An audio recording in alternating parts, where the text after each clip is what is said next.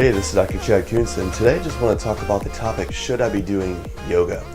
You know, as we work with a lot of our clients, we eventually run into the fact that we're lacking mobility or we're lacking flexibility, and with the everyday common knowledge, people go, well, I think yoga sounds like something that would help me, so is that something I need to be doing, Dr. Kuntz? I just want to give you a little more insight about my experience with that so far. There's a few things I just think that we should consider. The first that might surprise you is actually how much strength goes into yoga, or should go into yoga. There actually is some significant strength prerequisites that need to be made.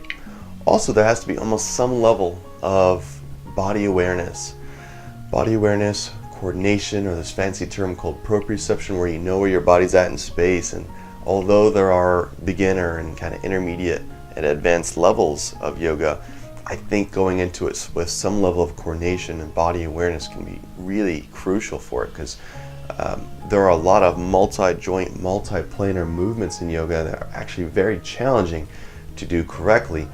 Mind you, different types of cues that your body may need in order to do that really well. Side note, I do know quite a few of the best private one-on-one yoga instructors, and I've been well endowed with meeting with a lot and working with a lot of the yoga instructors in the area. So if you're kind of interested too, just leave me a comment below. In addition to that, there are a lot of different kind of camps and tribes almost of yoga from what I've learned, and having worked with a lot of different type of the yoga clients and instructors, and I could see different type of people fitting into a different tribe better at certain points in time in the rehab. Mind you too, there are also certain types of yoga moves that are heavier on the passive end range holds, and that is one that I just put a little bit of a caution yellow light on.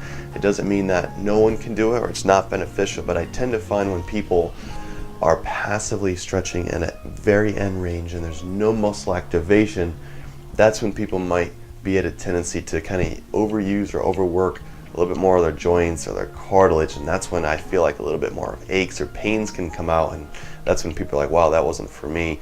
Well, that move may not have been for you, but yoga in general might still be something that's incredibly helpful for you too. In general too, I do like to have a little bit of co-activation or stability along with yoga, where you're kind of actively working with it to some extent. I think learning how to stabilize in other neighboring areas in order to get the mobility and flexibility that you're looking to strive for in that joint can be really helpful. So, long story short, I think yoga can be incredibly helpful. Just like anything else, we need to listen to your body and what your needs are. Find the type of camp or person or instructor that really works well with you.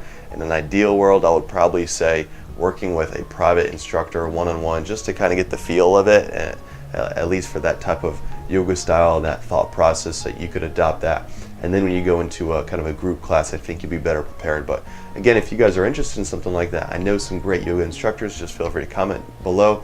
I think in general, most of us, we get stiffer as we get older, so to try to combat that, it can be brilliant.